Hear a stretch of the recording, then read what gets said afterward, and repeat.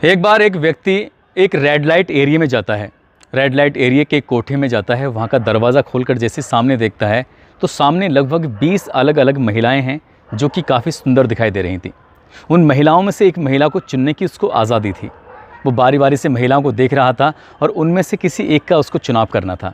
जैसे ही एक महिला पर उसकी नज़र पहुंचती है तो उस महिला की आंखें झुक जाती हैं। उस महिला की झुकी हुई नज़रों को देखने के बाद वो सोचने पर मजबूर हो जाता है। ऐसा लग रहा था कि ये चेहरा तो कोई जाना पहचाना चेहरा है, क्योंकि उसके पहनावे, उसके कपड़े अब से पहले शायद उसने इस तरह से कभी उसे देखा नहीं था। वो उसी महिला का चयन करता है और उसे कमरे के अंदर लेके जाता है। जब उससे बातचीत करता है तो पता चलता है कि वो महिला कोई और नहीं बल्कि उसी की धर्मपत्नी है, उसी की बीवी है। अपनी ही बीवी को उस रेड लाइट एरिया के कोठे में देखने के बाद वाकई उसके पैरों तले ज़मीन खिसक जाती है। वो सोचने पर मजबूर हो जाता है, आखिरकार करे तो क्या करे, ये कहाँ से कैसे यहाँ पर पहुँची। बहुत सारे सवाल थे, उन सवालों के जवाब वो जानने की कोशिश में था। और जब सवालों के जवाब जानता है तो वो एक ऐसा कदम उठाता है जिस कदम को सुनने के बाद शायद आप भी उसको सैल्यूट करने पर मजबूर हो जाएंगे।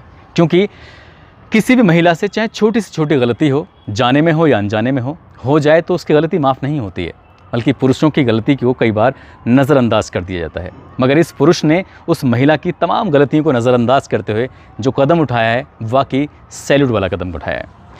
आदाब, नमस्कार, सत श्री अकाल। मैं उस्मान सैफ़ी। आज की जो सच्ची घटना मैं आपको सुनाने जा रहा हूँ, ये सच्ची घटना है कर्नाटक प्रदेश की राजधानी बेंगलुरु की। दरअसल एक व्यक्ति जिसका नाम साहिल है, जो कि बेंगलुरु शहर का रहने वाला है, एक मल्टीनेशनल कंपनी में काम करता था। मल्टीनेशनल कंपनी में काम करता था। उसकी कंपनी ने उसको एक असाइनमेंट के लिए बुलाया था मुंबई में बुलाया गया था कि आपको यहाँ पर आना है कुछ समय के लिए। अभी 2 या 3 महीने ही हुए थे उसकी शादी को। अपनी पत्नी को छोड़कर वो जाना नहीं चाहता था, लेकिन मल्टीनेशनल कंपनी का, जिस कंपनी में काम कर रहा था, उस कंपनी का मामला था, आखिरकार उसको जाना पड़ता है। जब वो वहाँ पहुँच जाता है, 1-2 हफ्ते काम करता है। 1-2 हफ्ते काम करने के बाद अपनी पत्नी से बातचीत करता है, कहता है कि क्या तुम मुंबई घूमना चाहोगी। जैसे ये बात अपनी पत्नी से कहता है तो उसकी पत्नी एकदम खुश हो जाती है, खिलखिला जाती है। कहती है कि मेरा तो सपना था बचपन का, बचपन से ही मैं चाहती कि मुंबई जाऊं, वहाँ जाके देखूं।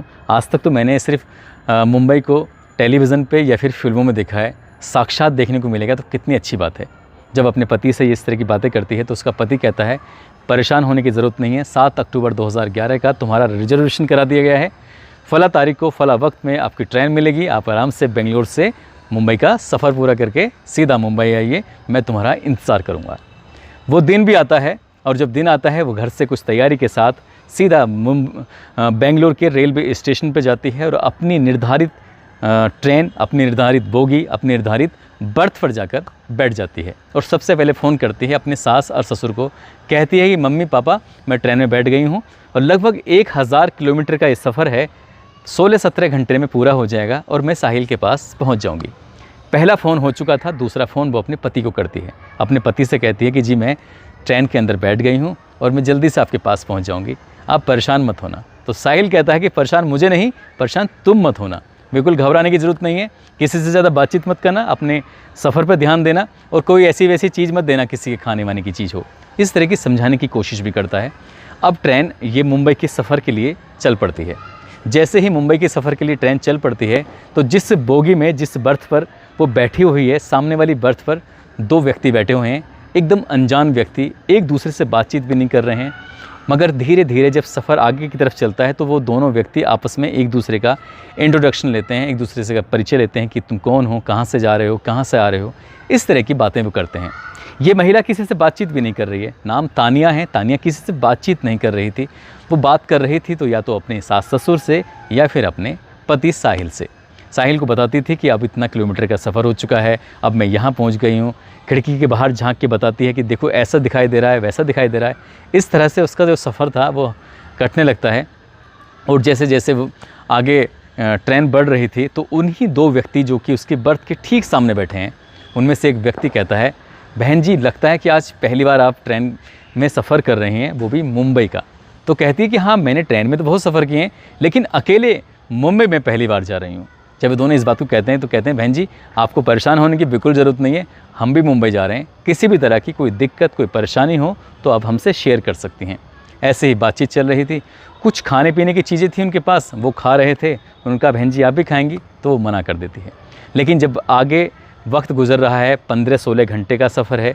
तो किसी भी अनजान व्यक्ति से इस लंबे सफ़र में जब कोई सोना ना हो तो आराम से बातचीत जब होंगी तो जाहिर सी बात है कि दोस्ती भी हो ही जाएगी। उधर तो उन दोनों की दोस्ती हो चुकी थी और उन दोनों ने इस तानिया से भी कहीं ना कहीं जान पहचान बना ली थी।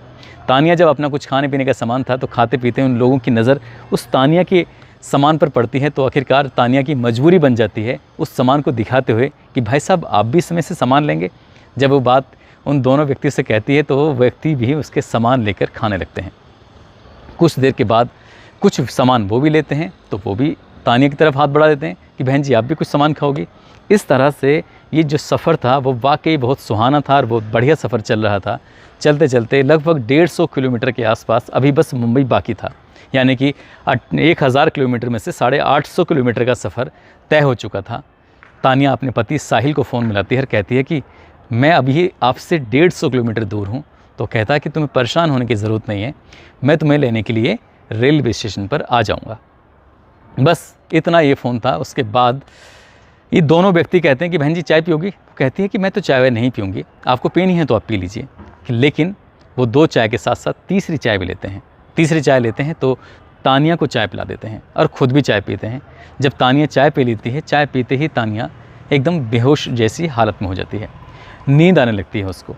लगभग 2 या 3 घंटे के बाद जब आँख खुलती है तो पता चलता है कि तानिया अब ट्रेन के किसी बोगी या बर्थ के अंदर नहीं बैठी हुई है, बल्कि वो एक कार के अंदर है और कार बहुत तेज़ी से चल रही थी।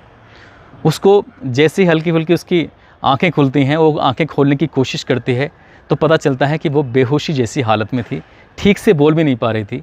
लेकिन उसको वही दोनों व्यक्ति कार के अंदर दिखाई देते हैं और एक व्यक्ति और था जो कार चला रहा था। ये एक नया व्यक्ति है जिसको देखने के बाद साफ अंदाज़ा लगाया जा सकता था क्योंकि उसके साथ कोई ना कोई अनहोनी घटना हो चुकी है।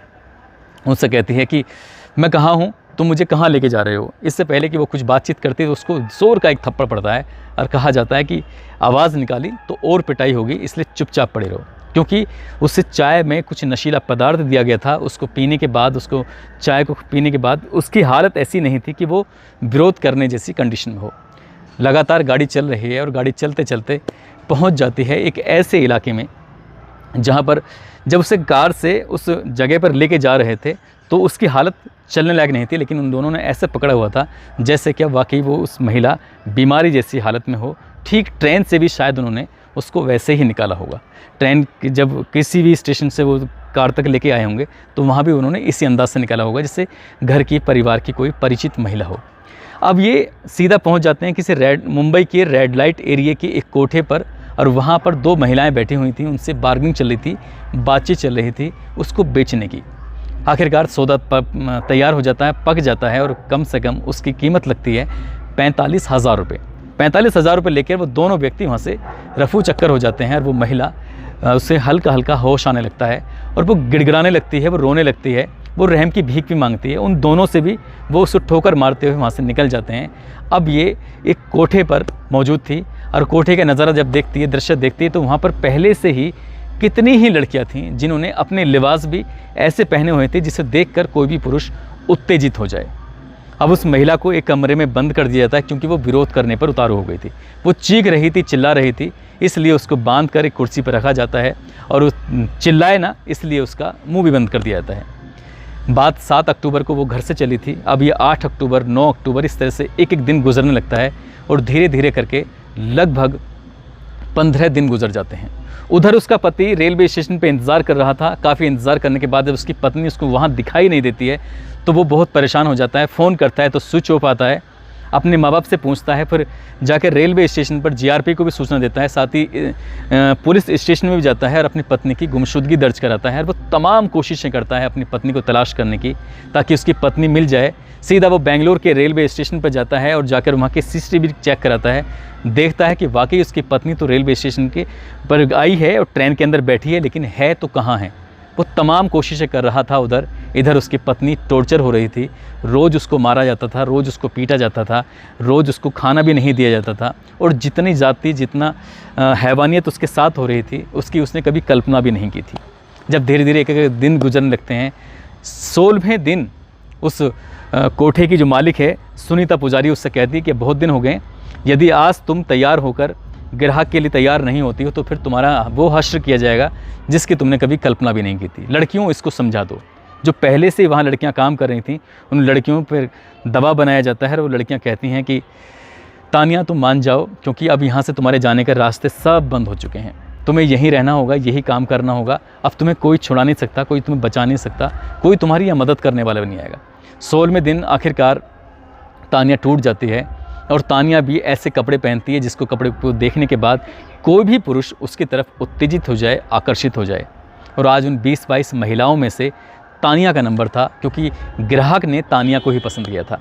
तानिया को लेकर वो कमरे में जाता है और जाने के बाद जैसे ही वो अंदर के दरवाज़ा बंद करता है, चटकनी बंद करता है, तो वो तानिया गिड़गिड़ाने लगती है, रोने लगती है। और रोती भी ऐसे है कि उस कमरे से उसकी आवाज़ बाहर नहीं जाती। उसकी आंखों में आंसू थे और वो आंसू टपक रहे थे। रोते हुए पैरों में पकड़ के वो कहती है कि भैया मुझे माफ़ कर दीजिए, मैं ऐसे से यहाँ पर चले आई हूँ। मेरे पति साहिल हैं जो कि मल्टीनेशनल कंपनी में काम करते हैं। मुझे तो सिर्फ यहाँ मुंबई घूमने के लिए आना था।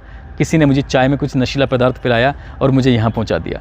वो अपनी परेशानी, अपना दर्द जब बयां करती है तो उस व्यक्ति ने, हालांकि कोठे पे आने वाला व्यक्ति कभी शरीफ तो हो ही नहीं सकता, इसलिए उस व्यक्ति ने इंसानियत का परिचय देते हुए कहा कि मैं तुम्हारी क्या मदद कर सकता हूँ। जब बात मदद करने की आती है तब वो कहती है कि मुझे मेरे पति से बात करा दो। उधर उसका पति अपनी पत्नी को तलाश करने की तमाम वो कोशिशें कर रहा था। आखिरकार वो बार बार फ़ोन देखता था। वो सोच भी रहा था कि सफ़र शुरू होता है तब फ़ोन आता है, सुबह शाम रोज़ फ़ोन करती थी, अब फ़ोन आता भी नहीं है, फ़ोन स्विच ऑफ हो रहा है। लेकिन 16वें दिन जाकर जब एक अनजान नंबर से फ़ोन आता है साहिल के पास और आवाज़ आती है कि रोते हुए कि मैं तानिया बात कर रही हूँ, मैं कहाँ हूँ मुझे नहीं पता, मुझे बचा लो, मुझे यहाँ नहीं रहना है। जब पूरी कहानी कुछ बातचीत सुनता है तो वो कहता है कि तुम हो कहाँ पर? कहता है मुझे नहीं पता। तानिया मना कर दी थी, मुझे कुछ नहीं पता। ये कहाँ है, किस कमरे में है, किस कोठे पर है, किस रेड लाइट एरिया में है, वो इलाका कौन सा है, सारी जानकारी वो व्यक्ति देता है जो व्यक्ति अभी तक उसकी मदद कर रहा था। साहिल को जब उसकी सूचना मिल जाती है तो साहिल सोचने पर मजबूर हो जाता है कि आखिरकार करूँ तो क्या करूँ, इसको कैसे बचाऊँ। जब बात बचाने की आती है वो कहता है कि पुलिस के पास जाऊंगा, पुलिस वहाँ पर छापा मारेगी तो पता चला कि वो कोठे से गायब कर दिया है, कुछ उसको नुकसान पहुँचा दिया, तो इसलिए वो ऐसा कुछ नहीं करता है और वो सीधा बजाय पुलिस की मदद लेने के वो सीधा पहुँच जाता है ग्राहक बनकर उसी कोठे पर। और उसी कोठे पर जाने के बाद तब तक वो पुराना ग्राहक जा चुका था, अब नया ग्राहक साहिल बनकर आता है और उन महिलाओं में से तलाश करता है, अपनी बीवी को ढूंढने की कोशिश करता है। हर महिला को रिजेक्ट कर देता है, ये नहीं चाहिए, ये नहीं चाहिए, ये नहीं चाहिए। जब नंबर आता है तानिया का कि हाँ एक लड़की जो नई वाली है उसको लिखाओ, शायद उसको ये पसंद कर लेगा।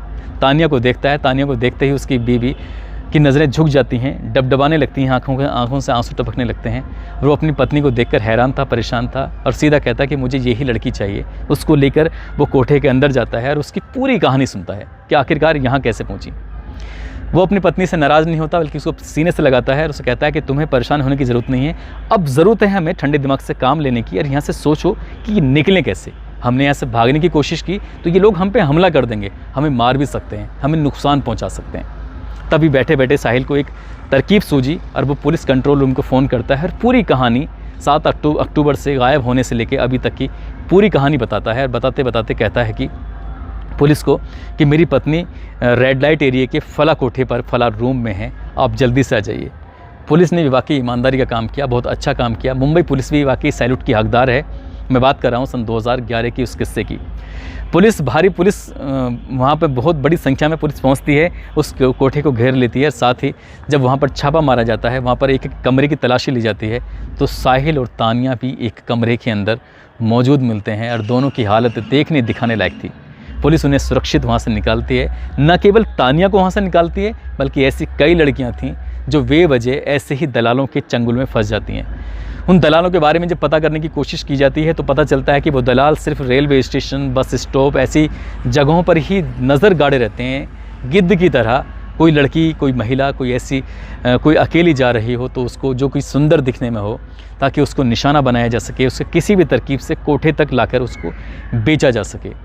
तानिया भी तो ऐसे ही बिकी गई थी। तानिया को बहुत देर के बाद होश आया था। हालांकि वो अपने पति के पास थी। पुलिस ने उसको छुड़ाकर यहाँ से वापस बेंगलोर उन दोनों को भेज दिया और पुलिस ने जब यहाँ से इसकी जो मालकिन है कोठे की, सुनीता पुजारी और रमीदा शेख, इन दोनों के साथ साथ 2 और व्यक्तियों को गिरफ्तार किया। साथ ही इन चारों की मदद से उन दोनों दलालों को भी कई दिनों की मशक्क़त के बाद आखिरकार गिरफ्तार कर लिया। दोस्तों, ये वाकई साहिल ने बहुत ही अच्छा, बहुत ही इंसानियत का, बहुत नेक काम किया, जो उसने अपनी पत्नी की ज़िंदगी को बचाया। कोई भी अगर व्यक्ति होगा तो शायद अपनी पत्नी की इतनी छोटी सी बात को देखते हुए उस पर तमाम तरह के लांछन भी लगा सकता था और कह सकता था कि तुम यहीं कोठे पर रहो, अब मेरी ज़िंदगी में तुम्हें आने की कोई ज़रूरत नहीं है। उसने इंसानियत का परिचय देते हुए अपनी पत्नी को बचाया और नई और कई लड़कियों को भी उसने वहाँ से बचाया। दोस्तों वाकई इसने व्यक्ति ने सैल्यूट का काम किया है, सैल्यूट का हकदार है। साथ ही मैं आपको जाते जाते मैं आपको बता दूं कि जब भी आप कभी सफ़र पे हों तो किसी का सामान ना खाएं, किसी से ज़्यादा दोस्ती ना करें, किसी से बातचीत करने की कोशिश ना करें।